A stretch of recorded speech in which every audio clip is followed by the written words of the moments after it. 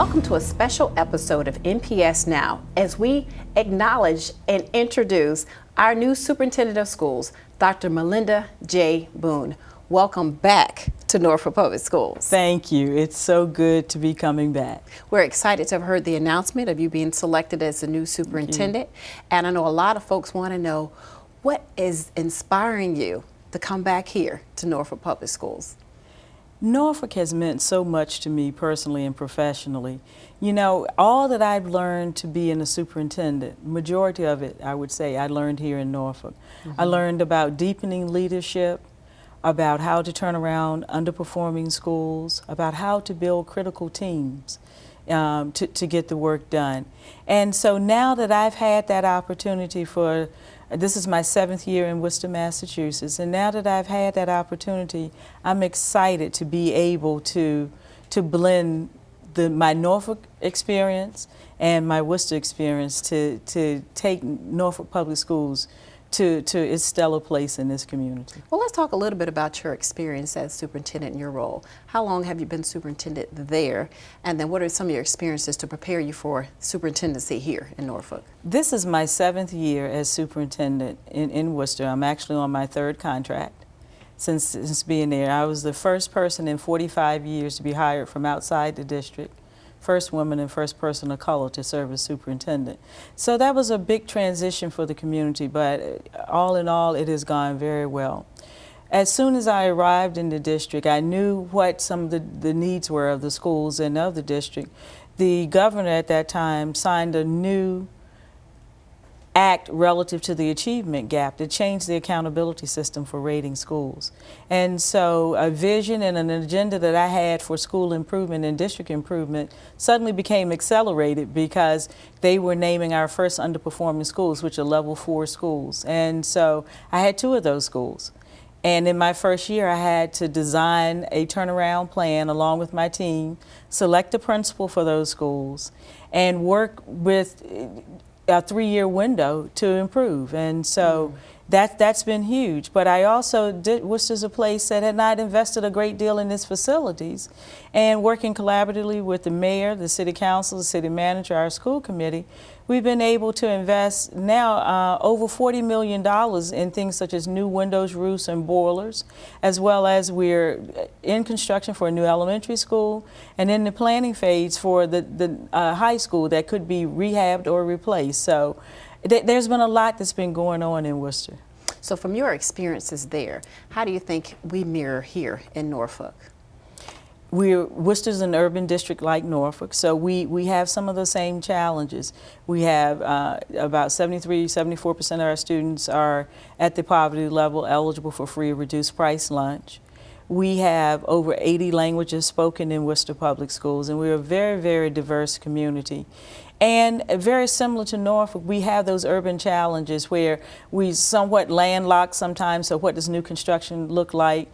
We're challenged by funding to do certain things. And you know, one of the things I'm most proud of there is that I went to the district at a time this country was in the worst recession since the Great Depression. And we had to figure out our new normal, our new bottom line with funding.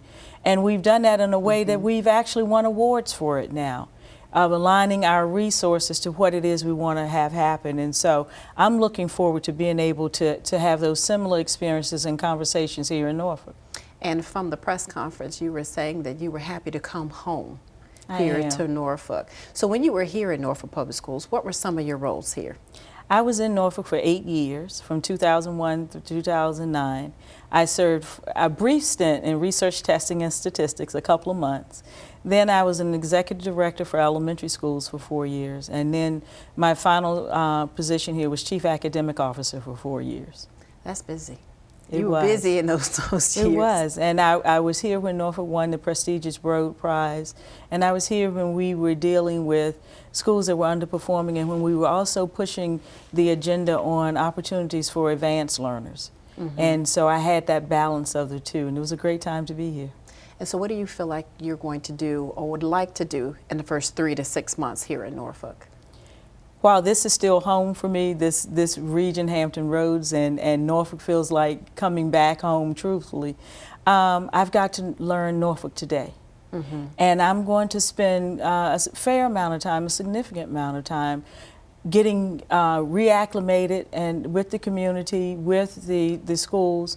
And I intend to spend a great deal of time with principals and teachers to understand what the journey has been for them over the last several years.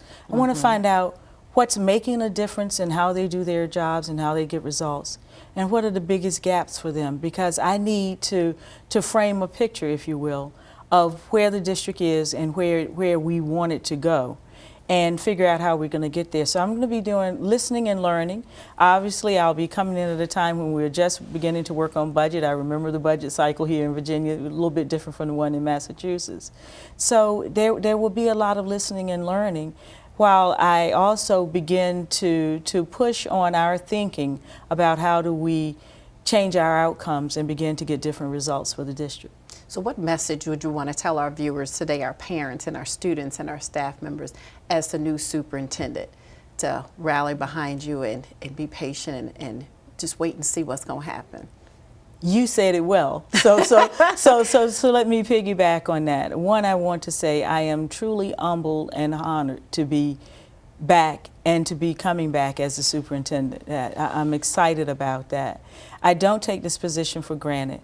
I am here because of this community, my love for this community, for this school district, and what I feel that the 32,000 students here should have as their educational opportunity. See, this education for me is my life, it's my passion, but it's not about me. It's about the children. It's about the students. And public education still educates the majority of folks, the massive number of people in this country. And I want to make sure that in Norfolk, parents understand the quality education their children will have in Norfolk Public Schools, and restore that public confidence that the great educators that we have, the great leaders that we have, that we're focused on the best outcomes possible for this district. Great. I mean, I couldn't ask you anything else, because I think that is awesome. And I'm so excited to have the opportunity to have you come and sit down and share with us and our viewers your thoughts. And you're happy to come back home, and we're happy to have you back. So thank you for taking time out today to speak with us. Thank you so much. And we will have you back on the show again. Absolutely. Thank you. And we want to thank you for tuning in to this special episode of NPS Now, as we featured our new Superintendent of Schools, Dr. Melinda J. Boone. Thank you for watching.